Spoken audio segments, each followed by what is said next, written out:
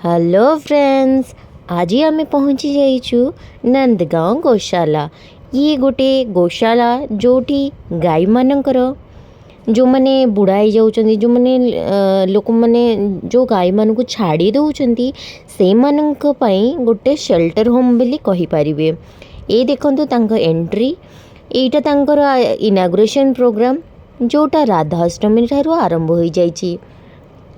बहुत दिन हो गलानी या विषय मु शुणी किंतु जीवाई केबे सुजोग मिल नाला से लगी आमे काली जाइलु मु आ मो बाकी योगा ग्रुपर जेतिक महिला माने थिले से माने मिसिकी जाइलु। देखंतु केते सुंदर सजाई से माने ए देखंतु राधाराणी कृष्ण समस्ते अछंती एठी। तापरे माने फ्री खाइबा स्टॉल भी लगे आ जोटी फ्री सेठी सबू लेडीज मान को भल लगे ना कौन मत कमेंट करी निहाती जनइबे। ए देखंतु स्वीट लस्सी ए देखंतु कौन कौन से माने फ्री रे दउचंदी सब चाट लगा हिची एटी फ्री रे खाइबा पीबा भी अच्छी। एटा तांकर म्यूजिक प्रोग्राम चली ताकि लोक माने खाइबा पर्यंत ठाकुरंक नाम भी टिके भजन कीर्तन रे जपि नियंतु और तांको माने जी गृहस्थी जी गौशाला को खोली तांको आशीर्वाद करके जानतु भगवान करंतु तांकर एमती मंगल हो। ए देखते आम योगा ग्रुप वाला आसी जाइछंती आमे तो जेमती नहीं सेमती पळैथिलु योगारू बाकी माने किंतु बहुत बढ़िया सज भी हेइतिले। देखंतु केते लोक केते बढ़िया भी से माने गीत गाउछंती।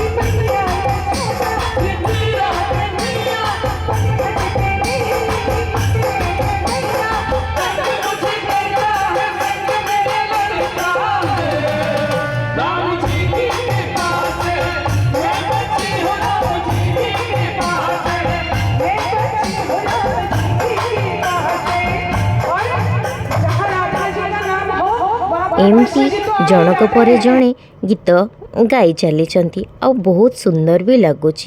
आपण मानक ये गौशालाटा केमती लगिला निहाती कहबे। ए देखंतु ए गौशाला रे थिबा गाई मानक भी मु आपण मानक देखे दउची।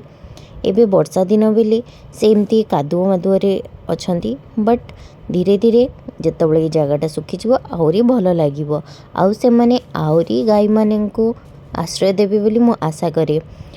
आपण माने भी आपण पाखरे थिबा गोमाता माननकु केबे भी हत्यादर करिवेनी। से माननकु माता बोली आमे जेतबळे विवेचित करछे तांको माता भलिया ही आमे व्यवहार करवा आवश्यक। आशा करे आपण मानकु मो वीडियोटी भल लागिथबो। प्लीज मो वीडियो को लाइक शेयर सब्सक्राइब करबा को भूलिबेनी। बाय।